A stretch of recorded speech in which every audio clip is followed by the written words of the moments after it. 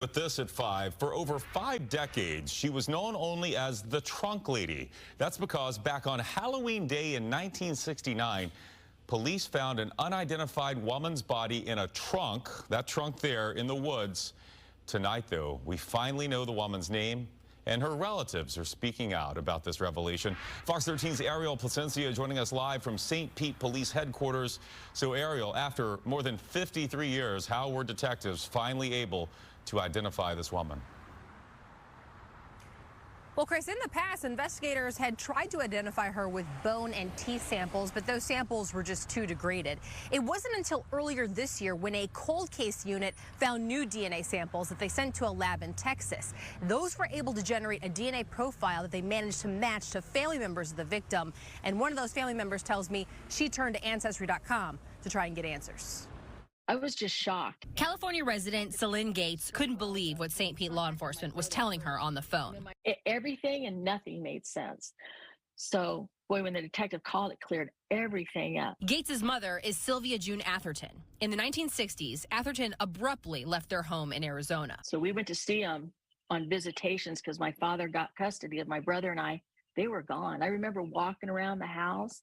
Gone. Her mother was headed to Chicago with 3 of Gates' siblings and a new husband, Stuart Brown. They left in the middle of the night. Years went by. Gates heard nothing. So she eventually got on Ancestry online, hoping to find answers. How can a mother leave her children and never get in contact with them? On Tuesday, those answers came when St. Pete PD announced cold case detectives identified the woman whose body was found in a trunk on Halloween in 1969 as Gates' mom. This was always known as the Trunk Lady case. 53 years ago, police found this trunk in a wooded area behind what used to be called the Oyster Bar. 2 juveniles observed 2 white male subjects pull up in a pickup truck, place the trunk into the field, and then leave. Inside was a woman's body wrapped in plastic. She had been strangled with a Western-style bolo tie. I was called to the scene. Back in 1969, advanced technology and other investigative tools weren't readily available. Now retired Detective Paul Gillette says. It just went nowhere. Everything we tried to do got nowhere, and that's very frustrating. The body was exhumed in 2010, but it wasn't until this year when cold case detectives found original hair and skin samples. Those gave them a DNA profile, which Gates says matched hers on Ancestry. What a miracle. But she doesn't have all the answers she wants just yet. Find my sisters. Find them alive. Yeah. I don't want to cry, but you guys are our best opportunity.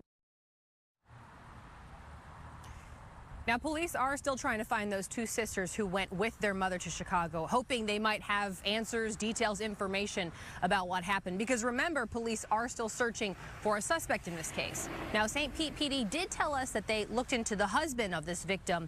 He died in 1999, and Chris, they said that there was no mention of a wife in his court records.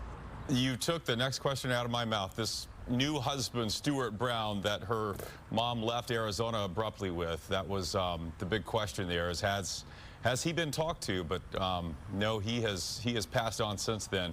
Well, let's hope for that woman there, what great closure she can have now with her mom, but let's hope she gets some answers for her sisters too. Thanks, Ariel. Quite a case there.